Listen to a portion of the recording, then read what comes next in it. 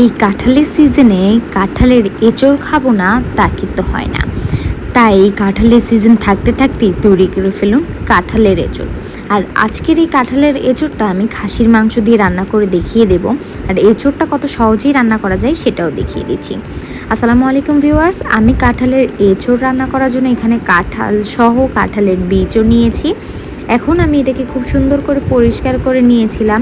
এখন এখানে আমি খাসির মাংস নিয়েছি, তার মধ্যে আদা বাটা, রসুন বাটা, জিরা বাটা দিয়ে দিয়েছি, ধনিয়ার গুঁড়া, লাল মরিচের গুঁড়া, জিরা গুঁড়া, হলুদ গুঁড়া আর পরিমাণ মতন লবণ দিয়ে আর তেল দিয়ে খুব ভালো করে মাখিয়ে এটার মধ্যে পরিমাণ মতন গরম পানি দিয়ে আমি প্রেসার কুকারে ঢাকনা দিয়ে ঢেকে রান্না করতে দেব। আর আরেকটা সাইডে আমি প্যানে তেল দিয়ে দিলাম, তার মধ্যে দিয়ে দিলাম পেঁয়াজ কুচি, পরিমাণ মতন পেঁয়াজ কুচি নিয়েছি, দিয়ে দিলাম তেজপাতা, 3 প্রকারের গরম মশলা। সমস্ত কিছু দিয়ে খুব ভালো করে নাড়াচাড়া করে এখানে আদা বাটা, রসুন বাটা, জিরা বাটা দিয়ে দিচ্ছি।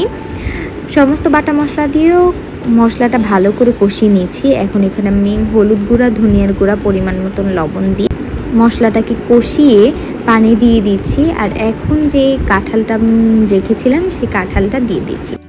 কাঁঠালটাকে কিন্তু আমি একটু ভাপ দিয়ে নিয়েছিলাম। এখন সমস্ত কিছুতে খুব ভালো করে নাড়াচাড়া করার পর আমি ঢাকনা দিয়ে ঢেকে দেবো কিছুক্ষণ রান্না হওয়ার জন্য। ঢাকনাটা তুলে নাড়াচাড়া দিয়ে আমি এটা দেখবো একটু সিদ্ধ হয়ে গিয়েছে। এখন যে খাসির মাংসটা আমি রান্না করতে দিয়েছিলাম সেই খাসির মাংসটা দিয়ে দিলাম। এখন আর একটু নাড়াচাড়া করে আমি এর মধ্যে দিয়ে দিব পরিমাণ মতন পানি। পানিটা দিয়ে আমি কিছুক্ষণ নাড়াচাড়া করে ঢাকনা দিয়ে ঢেকে দেব রান্না করার জন্য। যখন কাঁঠালের বীজ, কাঁঠাল আর মাংসটা প্রপারলি সিদ্ধ হয়ে যাবে তখন আমি এটা নামিয়ে নেব। আর তার আগে আমি দিয়ে দিচ্ছি কিছু কাঁচামরিচটাকে আমি ফেলে দিয়েছিলাম। এখন ঢাকনা দিয়ে ঢেকে রাখছি, এটা সিদ্ধ হওয়া পর্যন্ত অপেক্ষা করছি। কিছুক্ষণ পর ফিরে আসলাম, আমার কাঁঠালের এঁচড়টা কিন্তু অলমোস্ট হয়ে গিয়েছে। একটু আমি স্প্যাচুলার সাহায্যে দেখিয়ে দিচ্ছি, কাঁঠালটা কিন্তু সিদ্ধ হয়ে গিয়েছে, কাঁঠালের বীজটাও কিন্তু সিদ্ধ হয়ে গিয়েছে।